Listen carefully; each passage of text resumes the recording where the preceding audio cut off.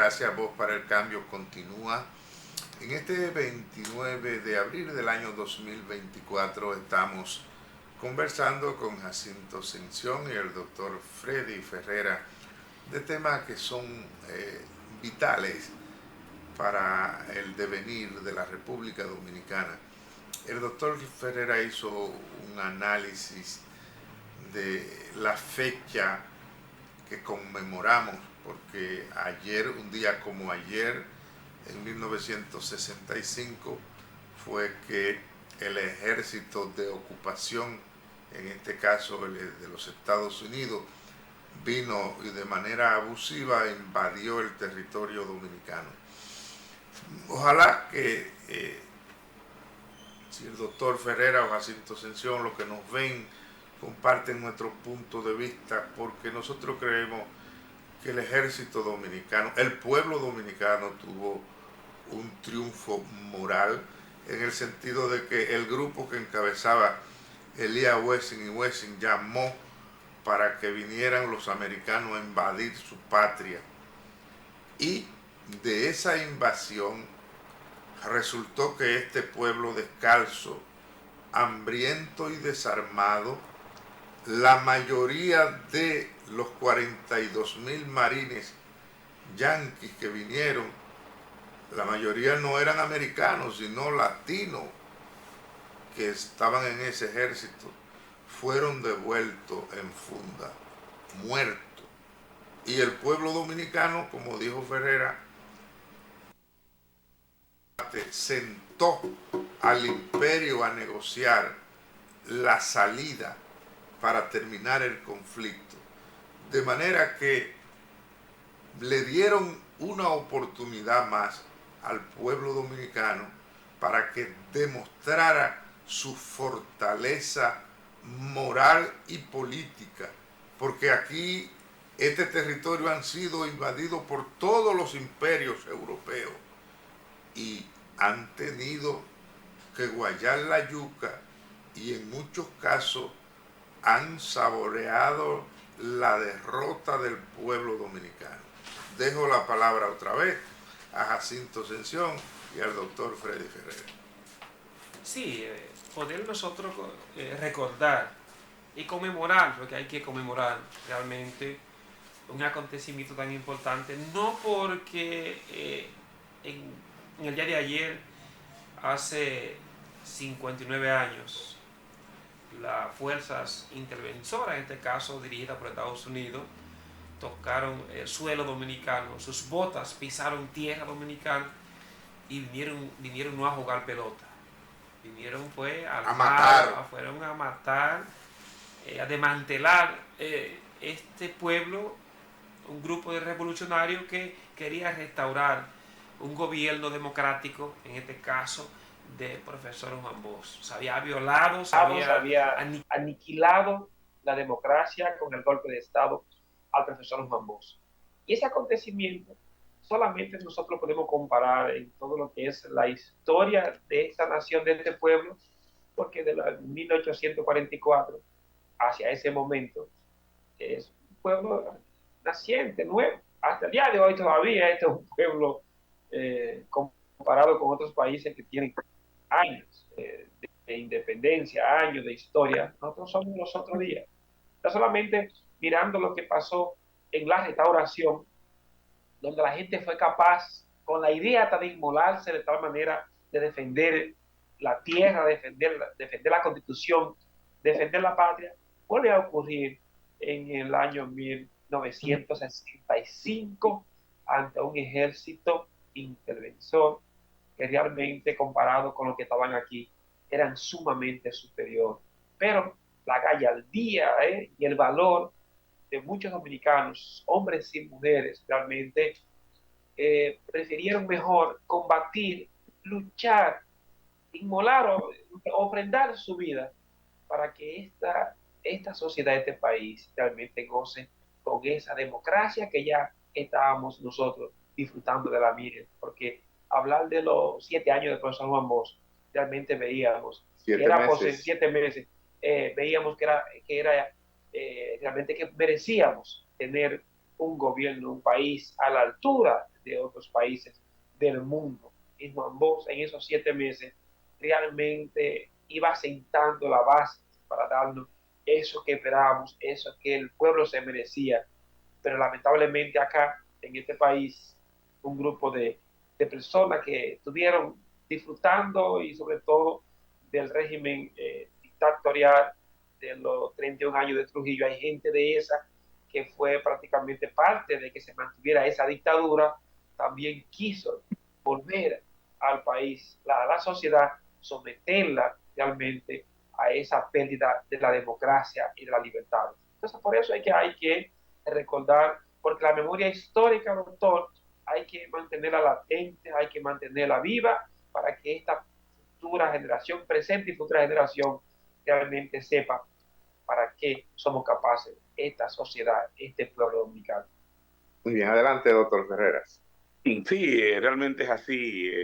Lo que dice Jacinto, esa es la realidad. Nuestro pueblo, desde sus inicios, ha tenido que luchar. Es una lucha que no se termina, es una lucha que viene desde esos primeros días de la independencia dominicana, que fue lograda y gracias a Dios pues tuvimos el pensamiento preclaro de un Juan Pablo Duarte que se mantuvo incólume, se mantuvo sin variar su pensamiento toda la vida, el tiempo que le tocó vivir y lo que hizo. Recuerdo, pues, porque son documentos, son hechos que están allí, que desde el principio un grupo de malos dominicanos capitaneados por Báez, Buenaventura Báez Méndez y Pedro Santana, pues junto con, con intelectuales de la talla de Bobadilla, eh, eh, se dedicaron a negociar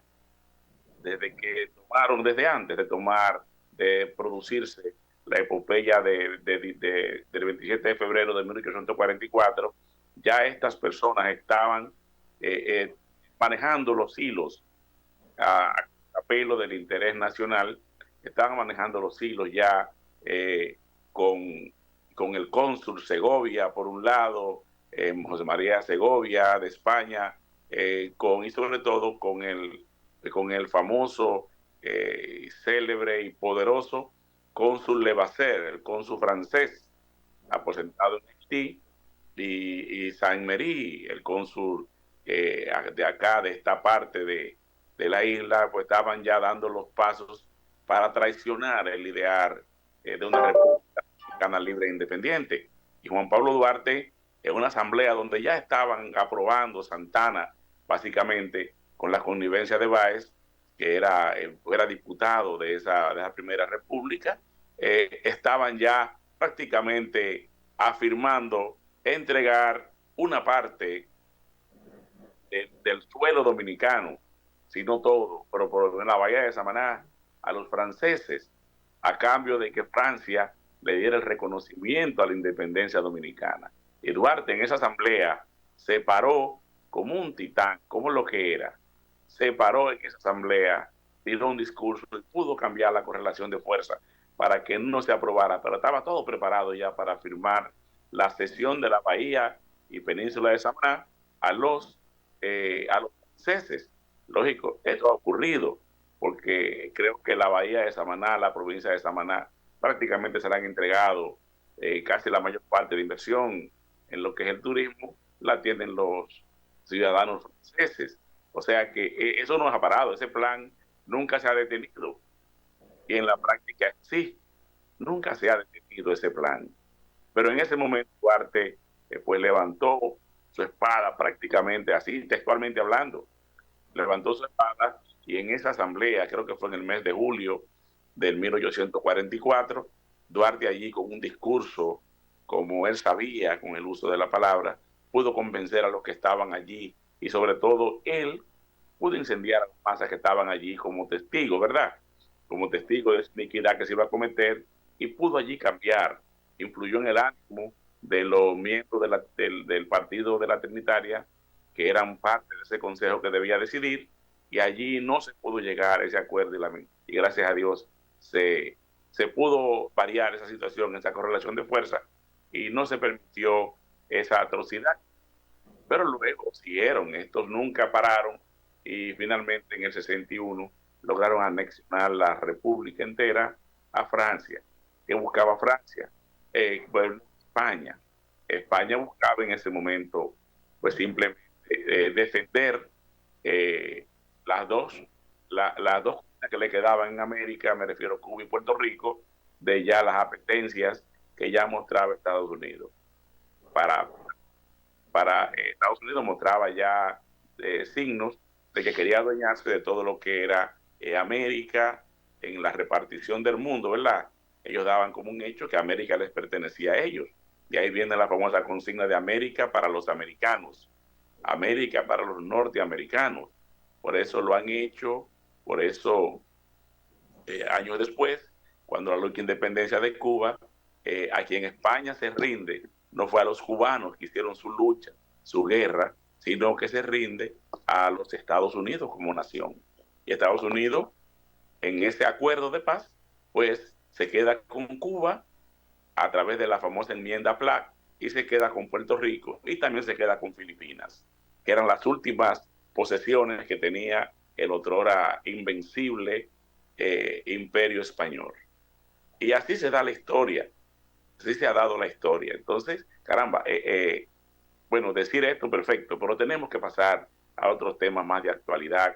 Ahorita comenzaban ustedes, Jacinto, y quiero introducir este tema sobre la manera como los legisladores, como los que dirigen, que han dirigido la nación, se han comportado.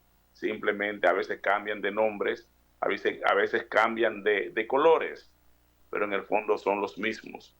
¿Cómo se ponen de acuerdo para hacer las cosas de una manera que solamente le conviene a un grupito?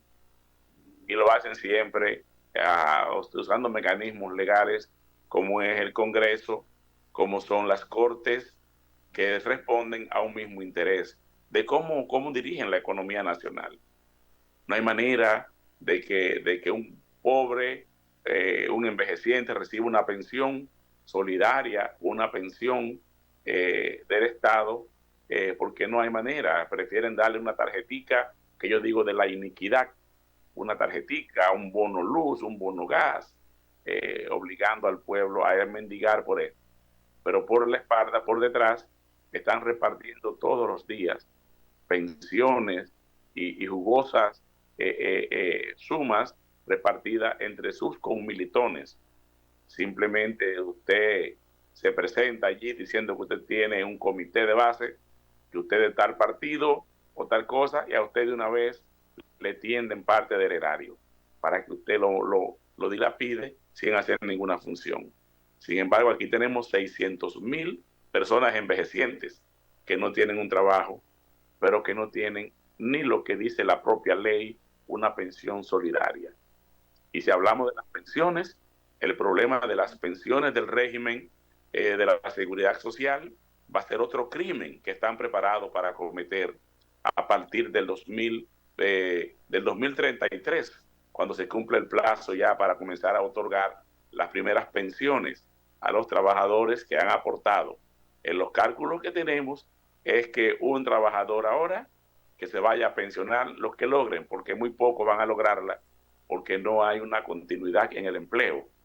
Aquí hay muchos cambios, las personas pierden el empleo por cualquier cosa y ya luego no vuelvan a insertarse en un trabajo formal.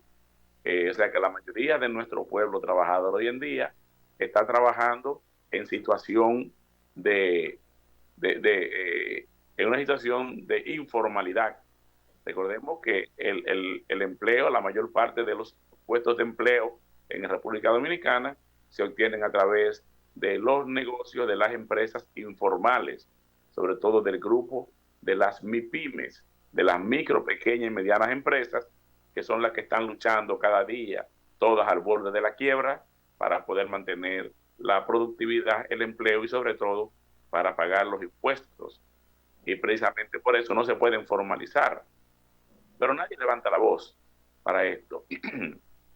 De manera tal que lo que viene con las pensiones, lo que va a venir con las pensiones es una gran frustración.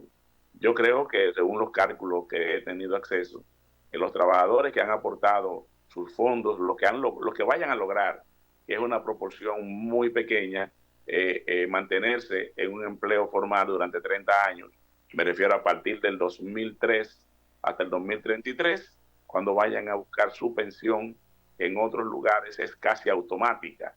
El trabajador no tiene que ir a rogar a nadie, simplemente someter sus papeles y ya al mes siguiente tiene su pensión. Aquí no.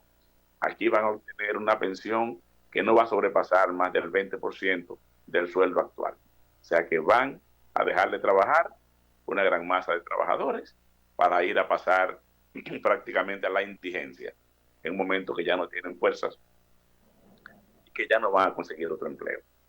Es la realidad. Bueno, digamos que todas esos arreglos que hay en la República Dominicana que impiden a la gente que ha trabajado durante 20, 30, 40 años para que tenga una pensión, son arreglos que se han hecho en el Congreso Nacional para favorecer los emporios económicos que hay en nuestro país. Entonces estamos en una etapa, en este mes, vamos a consultar al soberano, al pueblo, a elegir presidente de la República, senadores y diputados. Ojalá que este pueblo abra los ojos y pueda elegir congresistas que tengan categoría. Los de aquí para atrás han estado vendidos al gran poder. Necesitamos llevar hombres y mujeres al Congreso, porque en el análisis que viene haciendo el doctor Ferreira, vemos que desde que nació la República, con Báez, desde el Congreso y otros como Báez, venimos haciendo vagamundería para perjudicar al pueblo.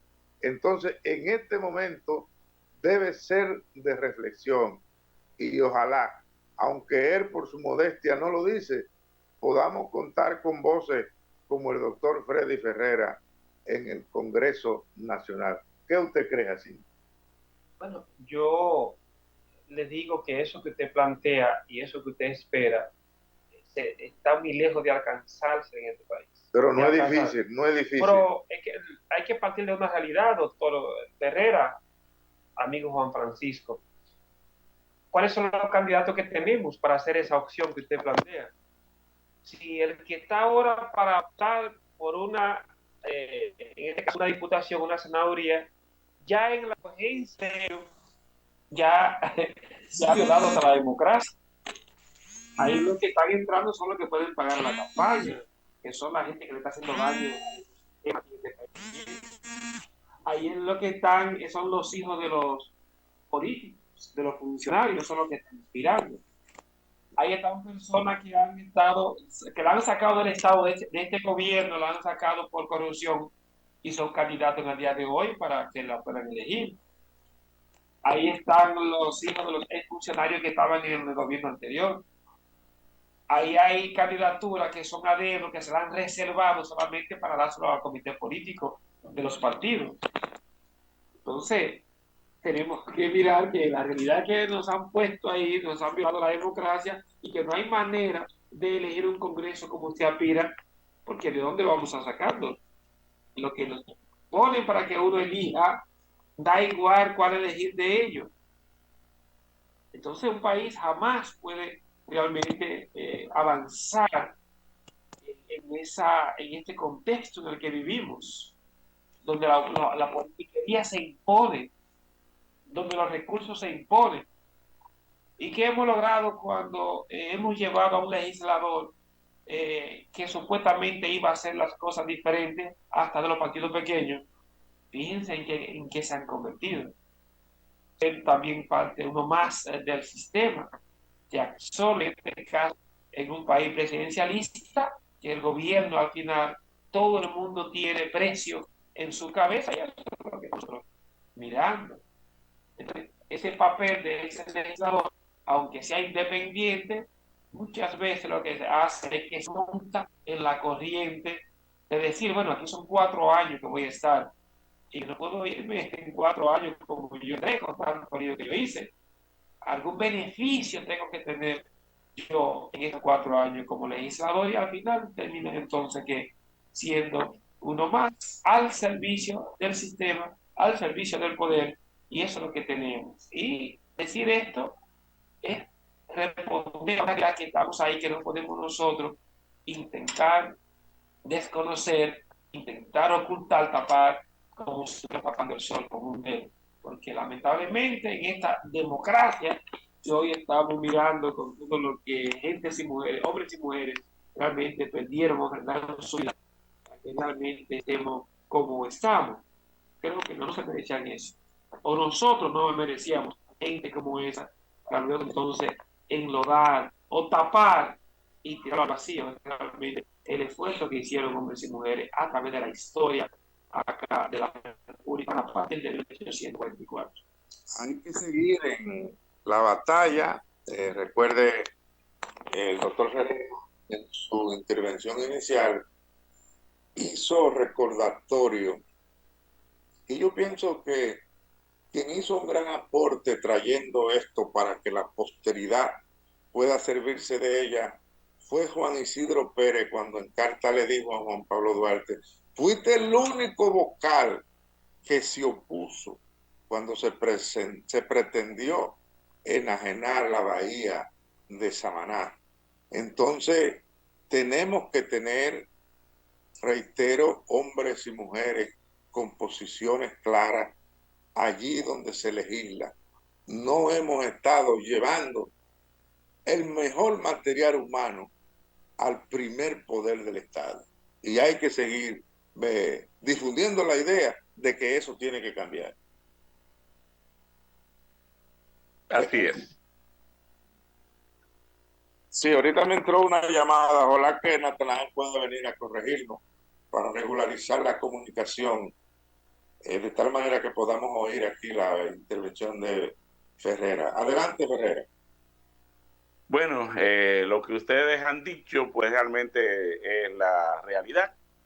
Yo creo que igual, y ahí coincido con ustedes, con Juan Francisco, que tenemos la oportunidad aquí con Jacinto realmente de cambiar un poco la correlación de fuerzas a nivel del Congreso. Decíamos, ustedes acotaban, ¿verdad?, que las funciones de los legisladores, las funciones de los legisladores son tres básicas. Una es legislar, una es proponer, aprobar leyes, lo cual casi nunca se ha hecho. La mayor parte de las leyes son los dictados que vienen desde los gobiernos centrales, desde las presidencias. Ellos someten las leyes que quieren y los legisladores que hemos tenido, pues trabajan como si fueran peones, ya levantando la mano o ya bajando la mano para favorecer los dictados del presidente de turno. La segunda función es representar. Yo les dije que los legisladores, que cuando son electos, una vez son electos, ya no representan el interés de grupos ni de sus propios partidos. Se representan ellos mismos, pero sobre todo representan al pueblo que los eligió.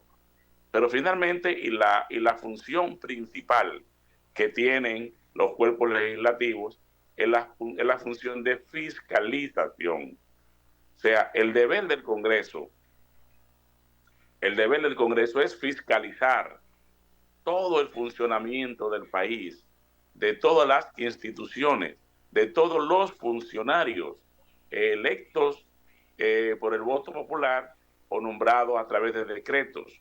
El Senado de la República y la Cámara de Diputados tienen la función de supervigilar el funcionamiento, el cumplimiento de las leyes, el cumplimiento de los planes de todos y cada uno de las funciones y los funcionarios de la administración pública, empezando por el propio presidente y vicepresidente. El Senado y la Cámara de Diputados pueden instrumentar un sometimiento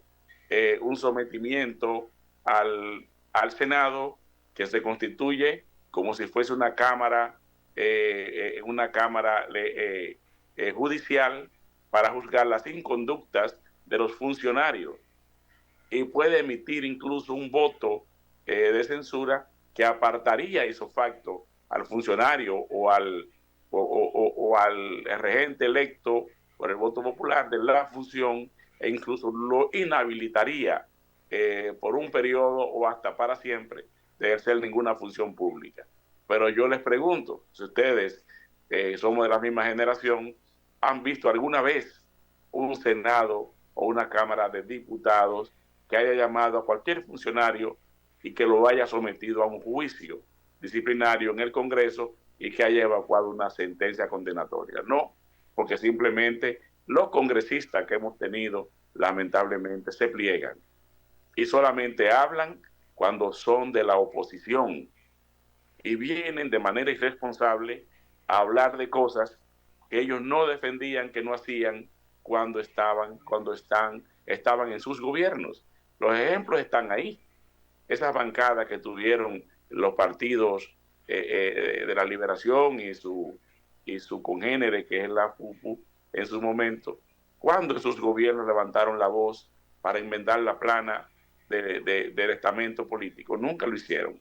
Hablan cuando están en la oposición, simplemente para hacerse los simpáticos. Pero pasa lo mismo. Teníamos a Faride, que hizo su campaña y su nombre sobre la base de la crítica constante y continua del endeudamiento externo a que nos sometió el Partido de la Liberación Dominicana durante sus 20 años de gobiernos. Sin embargo, desde que pasa su partido, que la llevó, le regaló la senaduría del Distrito Nacional, parece que ese tema salió de la mente de Farideh Raful y más nunca habló de los préstamos. Sin embargo, ¿cuál es la realidad? En este periodo de gobierno, el periodo de gobierno de Luis Abinader, la deuda externa subió en casi 12,000 millones de dólares, situándose hoy en día en cerca de 55,000 millones de dólares tiene de deuda la República Dominicana, lo que equivale casi al más del 22, casi 23% del Producto Bruto Interno Dominicano.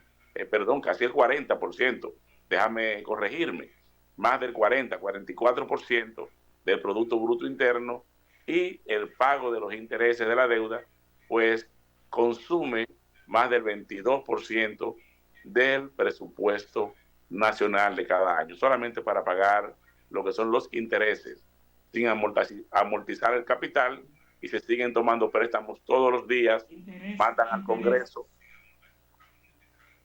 se envía al Congreso un proyecto para tomar nuevos préstamos, y ese Congreso allí simplemente los aprueba sin saber para qué toman los préstamos y sobre todo sin fiscalizar después esos préstamos, en qué se utilizaron y si fueron bien utilizados. Esta es nuestra realidad. Necesitamos cambiar el Congreso votando por hombres y mujeres. Bueno, gracias, doctor Ferreira, por su análisis. Ya hemos llegado al tiempo límite. Bueno, pues nos toca Damos entonces la oportunidad a Cinto Sesión de que despida esta parte del programa en este 29 de abril del año 2024. Bueno, doctor, qué gusto siempre escucharle en estos análisis, poder compartir tarima en Voz para el Cambio con Juan Francisco de la Rosa.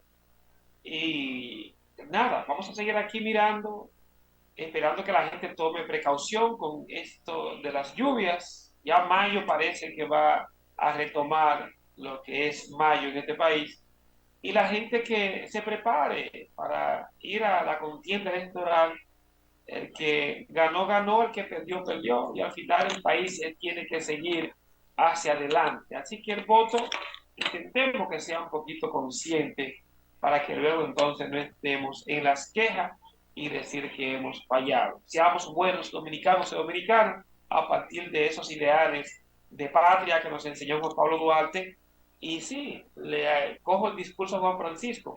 Es posible tener congresistas, legisladores, es posible tener gente que realmente defienda los intereses de la patria. Así que tengan este día que estamos celebrando, el Día del Trabajo, descansando en la casa, pero mañana volvemos nuevamente a ser esclavos del sistema. Bendiciones. esperen a Ponce Rata y su equipo. Gracias, Natanael.